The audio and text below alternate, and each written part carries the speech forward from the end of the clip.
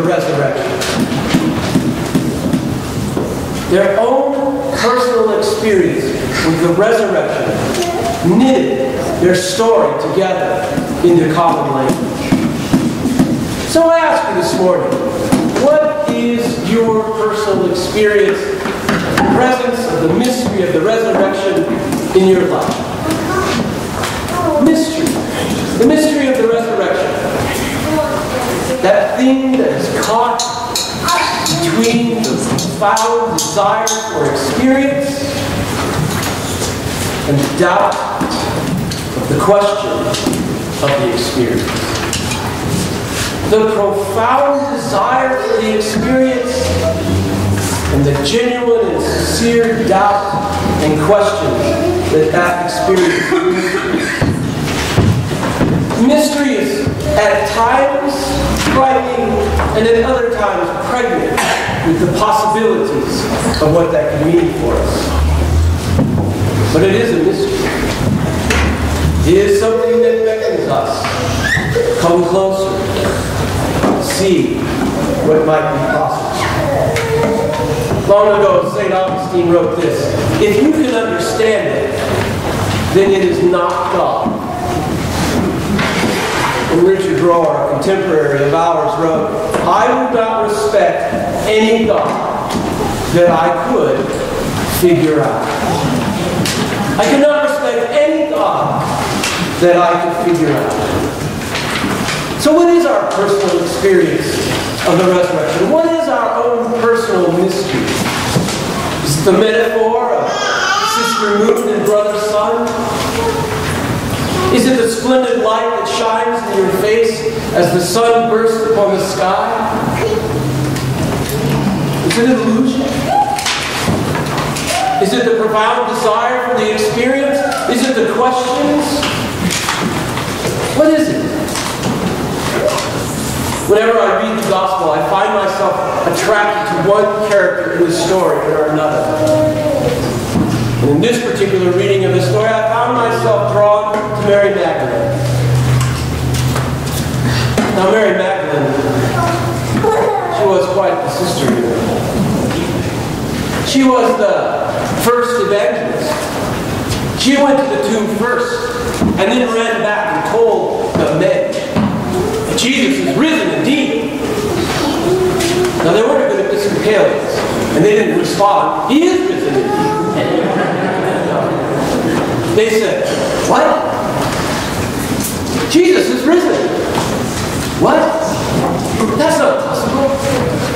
So they doubted her and ran back. And she was the disciple to the disciples. Because if it were not for Mary Magdalene, and if it were not for Mary, the mother of Jesus, we probably wouldn't be sitting here. Because there would be no church. Because if it were left up to the men, all they would do is argue, and that's all they did. And then there would be no church. Mary Magdalene. Well, she is our sister. Magdalene. Some say that Magdalene stands for the town she came from, Magdala. But I think the wise one suggests that Magdala was her nickname. Magdala means talent. Mary the talent. Mary the first evangelist. Mary the disciple to the disciples. Mary the one who, with Mary the mother of Jesus, birthed the church. But in this particular instance, I can really relate to Mary. Because, you see, she went to the tomb to find Jesus. And she looked inside. She found a surprise. Now, what was her story at the resurrection? There she was, confused, frustrated, doubting, talking to a gardener. And what did she hear? Mary, why are you looking for the living among the dead? Mary, why are you looking for the living among the dead? She was looking in the wrong place, clinging to the wrong things. What do we cling to that are the wrong things that take us from our distractions and distract us even more? taking us away from the Jesus that we're desperately looking for. Did she find Jesus? No. Jesus found her. I might suggest it's like Meister Eckhart says. We will not find Jesus by looking for Jesus. We must be on the wayless way. The way without a way. Now, Americans, aren't very good at that. Americans want to know how to get from point A to point B. In fact, first we'll Google it to get a map. And then we'll put a GPS in our car.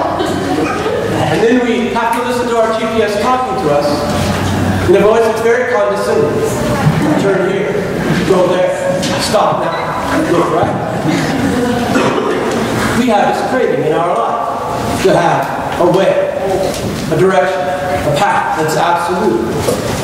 Meister Eckhart suggests that really we need to sit down and wait for God to find us.